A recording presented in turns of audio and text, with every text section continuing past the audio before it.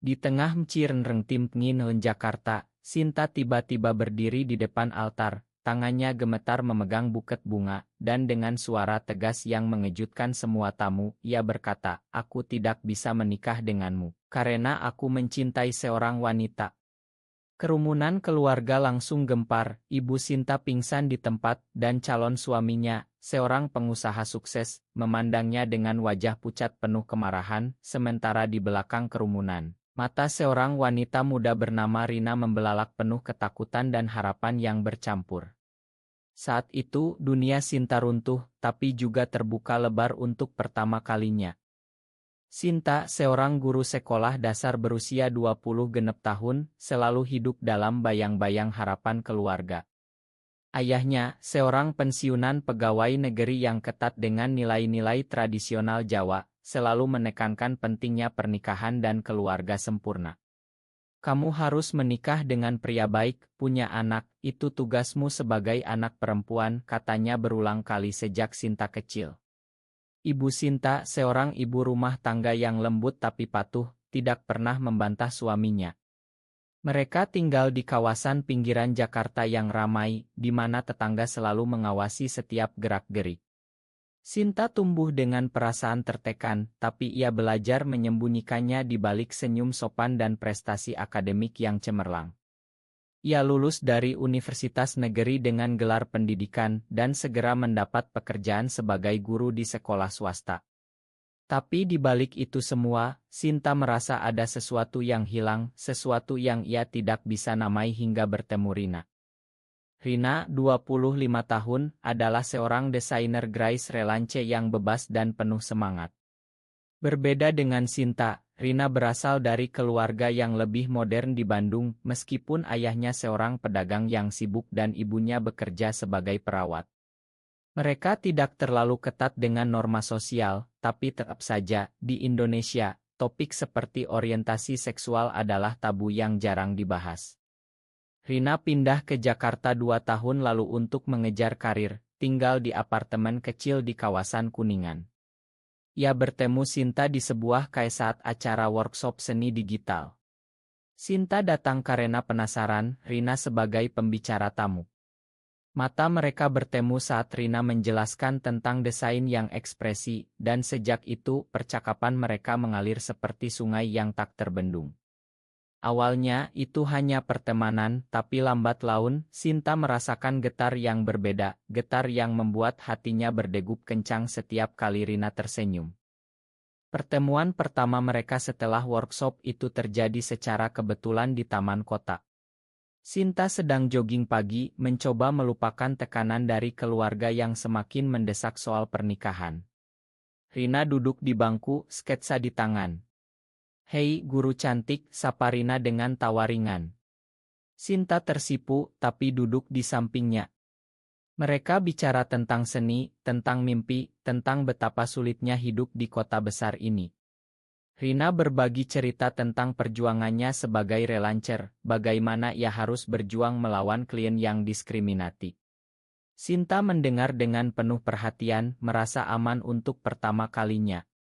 "Kamu tahu aku suka wanita," kata Rina tiba-tiba, suaranya tenang tapi penuh keberanian. Sinta terkejut, tapi bukan karena jijik, malah ia merasa seperti pule yang akhirnya pas. Aku tidak tahu apa yang aku rasakan," balas Sinta pelan. Itu adalah awal dari rahasia mereka. Sejak itu, mereka bertemu diam-diam, di tersembunyi, di taman saat malam, bahkan di apartemen Rina saat akhir pekan. Sinta merasa hidup untuk pertama kalinya. Rina mengajarinya tentang cinta yang bebas dari norma, tentang bagaimana masyarakat Indonesia masih penuh dengan prasangka terhadap komunitas Sud. "Kita harus hati-hati, Sin. Banyak yang tidak mengerti," kata Rina suatu malam saat mereka duduk di balkon memandang lampu kota. Sinta mengangguk, tapi di dalam hatinya ia tahu ini tidak bisa bertahan selamanya. Keluarganya sudah memilihkan calon suami, Andi, seorang insinyur berusia 30 tahun dari keluarga teman ayahnya. Andi baik, sopan, tapi Sinta tidak merasakan apa-apa selain kewajiban. Kamu harus menikah tahun ini, desak ayahnya. Sinta mencoba menolak, tapi tekanan semakin berat. Ibu mulai menangis, bilang Sinta egois jika tidak memikirkan masa depan keluarga. Sinta terjebak dalam konflik batin. Setiap malam, ia berdoa agar perasaannya hilang, tapi semakin ia coba, semakin kuat. Rina menjadi pelabuhannya, tapi juga sumber rasa bersalah. Apa aku salah, Rin? Apa ini dosa? Tanya Sinta suatu hari, air mata mengalir. Rina memeluknya erat. Cinta bukan dosa, Sin. Yang salah adalah masyarakat yang memaksa kita sembunyi. Tapi Sinta tahu, di Indonesia, di mana agama dan tradisi begitu kuat, coming out berarti risiko besar, kehilangan pekerjaan, keluarga, bahkan keselamatan. Berita tentang diskriminasi terhadap LGBT sering muncul di media, dari raya polisi hingga kekerasan sosial. Sinta takut, tapi ia juga lelah berpura-pura. Akhirnya, hari pernikahan tiba. Sinta mengenakan kebaya putih, riasan sempurna, tapi hatinya hancur. Rina hadir sebagai teman duduk di barisan belakang, mata mereka bertemu sesaat sebelum upacara. Sinta merasa ingin lari, tapi tekanan keluarga terlalu kuat. Saat pendeta mulai berbicara, Sinta teringat semua momen dengan Rina, tawa mereka, pelukan diam-diam, mimpi tentang masa depan bersama. Dan saat tiba giliran mengucap janji, Sinta tidak bisa lagi. Ia berdiri, suaranya gemetar tapi tegas, mengungkapkan rahasianya. Ruangan hening sejenak, lalu meledak. Ayah Sinta marah besar, tamu bergunjing, Andi pergi dengan wajah malu. Rina berdiri ingin mendekat, tapi dihalangi kerumunan. Sinta ditarik ke ruang belakang di mana ibunya menangis histeris. Kamu hancurkan keluarga kita, jerit ayahnya. Sinta hanya bisa menangis, tapi di dalam, ia merasa bebas. Tapi kebebasan itu datang dengan harga mahal. Malam itu, Sinta diusir dari rumah. Ayahnya, dengan wajah merah padam karena marah, melempar tasnya keluar pintu. Pergi. Jangan kembali sampai kamu sadar, katanya kasar. Ibu Sinta hanya bisa menangis di sudut, tidak berani membela. Sinta berjalan sendirian di jalan gelap Jakarta, hujan deras mengguyur, seolah langit ikut menangisi nasibnya. Ia menelepon Rina, suaranya parau. Aku tidak punya tempat lagi, Rin. Rina segera datang, membawanya ke apartemen kecilnya. Di sana, untuk pertama kalinya, Sinta merasa aman, meski dunia luar sedang mengamuk. Keesokan harinya, berita menyebar seperti api. Tetangga bergosip, keluarga besar menelepon ayah Sinta untuk menasihati. Di media sosial, ada yang mendukung, tapi lebih banyak yang menghujat. Itu penyakit barat, bukan budaya kita, komentar salah satu kerabat di grup keluarga. Sinta kehilangan pekerjaannya, kepala sekolah menelepon, bilang ada keluhan dari orang tua murid. Kami tidak bisa mempertahankan guru yang seperti itu, katanya dingin. Sinta hancur, tapi Rina ada di sisinya. Kita akan lewati ini bersama, kata Rina, memegang tangannya erat. Mereka mulai hidup bersama, meski sederhana. Rina bekerja lebih keras, menerima proyek desain malam hari, sementara Sinta mencari pekerjaan baru sebagai tutor priat. Tapi tekanan tidak berhenti. Ayah Rina yang awalnya tidak tahu akhirnya mendengar kabar. Ia datang dari Bandung, marah besar. Kamu bawa malu keluarga. Di Indonesia ini, apa kata orang, jeritnya di apartemen. Rina berdiri tegar. Ayah, ini aku yang sebenarnya. Aku mencintai Sinta. Ayahnya menggeleng, mata berkaca. Kamu bisa berubah, Rin. Cari psikolog atau kawin dengan pria baik. Rina menolak, dan ayahnya pergi dengan hati hancur. Ibu Rina menelepon diam-diam, bilang ia mencoba pahami, tapi butuh waktu. Konflik ini membuat Rina ragu untuk pertama kalinya. Apa kita terlalu egois, Sin? Kita sakiti orang tua kita, katanya suatu malam saat mereka duduk di lantai, makan mie instan. Sinta memeluknya. Kita tidak egois, Rin. Kita cuma ingin hidup jujur. Tapi di dalam, Sinta juga bertanya-tanya, apakah cinta mereka layak untuk semua pengorbanan ini. Sementara itu, Andi, calon suami yang ditinggalkan, tidak tinggal diam. Ia merasa dipermalukan dan mulai menebar rumor. Di kantornya, ia cerita pada teman-teman yang lalu menyebar ke media sosial. Sinta itu pembohong, ia tipu aku dan keluarganya, katanya. Sinta mendapat pesan ancaman dari akun anonim, kalian akan dihukum atas dosa ini. Rina khawatir, mengusulkan pindah ke kota lain, mungkin Bali, di mana komunitas lebih terbuka. Tapi Sinta ragu, ia masih berharap keluarganya memakan. Ia mencoba hubungi ibunya, tapi telepon ditolak. Akhirnya, ia kirim surat, menceritakan perasaannya sejak kecil, bagaimana ia selalu merasa berbeda. Bu, aku tidak pilih ini, tapi ini aku, tulisnya. Ibu membalas singkat, aku rindu kamu, tapi ayahmu belum siap. Konflik memuncak saat ada demo anti-LGBTQ di Jakarta. Berita menayangkan massa yang marah, memegang spanduk dilindungi keluarga dari penyimpangan. Sinta dan Rina menonton dengan hati cemas. Ini negara kita, tapi kenapa kita seperti musuh, gumam Sinta. Rina, yang lebih aktif di komunitas online, bergabung dengan grup dukungan LGBTQ rahasia. Di sana, ia bertemu orang-orang dengan cerita serupa, kehilangan pekerjaan, diusir keluarga, bahkan kekerasan fisik. Kita harus berjuang, kata Rina pada Sinta. Mereka mulai ikut pertemuan virtual, belajar tentang hak-hak mereka. Tapi ini juga membawa risiko, polisi sering memantau aktivitas seperti itu. Suatu hari, Sinta mendapat panggilan dari saudara perempuannya, Lila. Kak, ayah sakit. Stroke ringan. Ya tanya kamu, kata Lila pelan.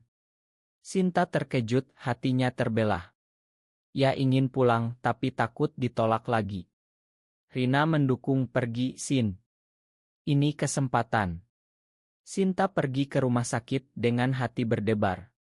Ayahnya terbaring lemah, mata memandangnya penuh campur aduk. Kenapa kamu lakukan ini pada kami, tanyanya lemah. Sinta menangis. Ayah, aku cuma ingin bahagia. Aku mencintai Rina seperti ayah mencintai ibu. Ayah diam, tapi tidak usir. Ibu memeluk Sinta diam-diam, ini adalah langkah kecil, tapi berarti. Tapi saat pulang, Sinta mendapat kabar buruk, apartemen mereka digerebek oleh tetangga yang curiga, dan Rina ditahan polisi atas tuduhan penyimpangan moral. Sinta panik, berlari ke kantor polisi. Di sana, ia melihat Rina di balik jeruji, wajah pucat tapi tegar. Aku baik-baik saja, Sin. Ini ujian kita.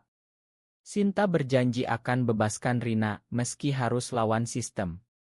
Di kantor polisi yang pengap, Sinta berdiri tegar di depan petugas, suaranya lantang meski hati gemetar. Ini tidak adil. Rina tidak lakukan apa-apa, katanya. Petugas, seorang pria paruh baya dengan tatapan sinis, menggeleng. Kalian langgar norma sosial. Ada laporan dari tetangga. Sinta tahu ini diskriminasi murni, tapi di Indonesia, undang-undang anti-LGBTQ sering digunakan sebagai alat. Ia hubungi pengacara dari komunitas, seorang wanita berani bernama Maya, yang spesialis kasus hak asasi. Kita akan lawan ini di pengadilan, kata Maya. Prosesnya panjang, penuh tekanan. Sinta harus kumpul bukti, hadapi sidang, sementara Rina ditahan selama seminggu. Setiap kunjungan, Sinta melihat Rina semakin kurus, tapi semangatnya tak pudar. Ini buat kita, Sin. Buat semua yang seperti kita, kata Rina dari balik kaca. Sinta pulang dengan hati hancur, tapi tekad membara. Sementara itu, keluarga Sinta mulai retak. Ayah, setelah sakit, mulai renungkan sikapnya. Ia baca artikel tentang LGBTQ, meski diam-diam, mungkin aku salah, gumamnya pada ibu.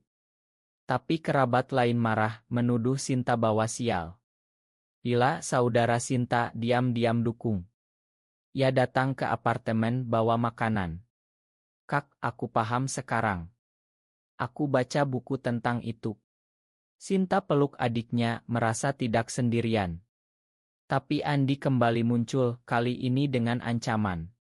Ia kirim pesan, hentikan ini atau aku publikasikan foto kalian. Sinta tahu ia punya bukti dari masa lalu. Ini adalah pengkhianatan yang dalam, Andi dulu teman, sekarang musuh. Sinta ragu, tapi Rina setelah dibebaskan bilang biarkan ia lakukan. Kita tidak sembunyi lagi. Mereka putuskan buka suara. Rina dengan latar desainer buat kampanye online rahasia. Mereka bagikan cerita mereka di forum tanpa nama asli dulu. Respons campur, dukungan dari anak muda, hujatan dari konservatif. Suatu hari, cerita mereka viral di Twitter Indonesia. Cinta sejati tradisi judulnya. Media mulai liput meski sensasional. Sinta diwawancara anonim cerita tentang tekanan pernikahan paksa. Banyak wanita seperti aku dipaksa kawin tanpa cinta, katanya. Ini buka mata banyak orang, tapi juga undang bahaya. Ada demo kecil di depan apartemen, massa teriak pergi dari sini. Polisi datang, tapi lambat. Sinta dan Rina harus pindah sementara ke rumah teman. Di tengah kekacauan, Sinta hadapi konflik internal terdalam. Ia mimpi buruk tentang masa kecil, di mana ia dipaksa main boneka perempuan, sementara hatinya ingin bebas. Apa aku lahir salah? Tanyanya pada Rina. Rina jawab dengan cerita sendiri, bagaimana ia sadar sejak remaja, tapi sembunyi karena takut. Kita tidak salah, Sin. Masyarakat yang butuh berubah. Mereka ikut terapi online, belajar terima diri. Tapi harga semakin mahal, Rina kehilangan klien besar karena rumor. Mereka bilang aku tidak etis, katanya sedih. Sinta yang akhirnya dapat pekerjaan baru sebagai editor relance bagi beban. Mereka hidup hemat, tapi cinta mereka semakin kuat. Ayah Sinta akhirnya hubungi. Datanglah ke rumah, katanya singkat. Sinta pergi dengan Rina, meski ragu. Di rumah, ayah duduk lemah, ibu di samping. Aku baca Al-Quran lagi. Cinta itu dari Tuhan, tapi masyarakat. Sulit. Ia tidak setuju penuh, tapi tidak usir. Kamu tetap anakku, katanya. Ini momen emosional, Sinta menangis, peluk ayah. Tapi ibu bisik, jangan bawa Rina dulu, biar pelan-pelan. Sinta paham, perubahan butuh waktu. Tapi di luar, Andi eskalasi. Ia publikasikan foto, tambah cerita bohong. Media heboh, Sinta dan Rina jadi target cyberbullying. Pesan kebencian datang bertubi, kalian najis. Rina breakdown, menangis sepanjang malam. Mungkin kita pisah, Sin. Biar kamu aman. Sinta marah. Tidak. Kita lawan bersama. Mereka hubungi aktivis terkenal di Jakarta. Bersama mereka adakan konferensi pers kecil, ungkap kebenaran. Kami cuma ingin hidup damai, kata Sinta di depan kamera. Ini berisiko, tapi dukungan datang dari Unexpected Place, murid-murid lama Sinta kirim pesan, Bu, kami dukung. Bahkan Lila ikut posting di sosial media. Tapi tinggi trok.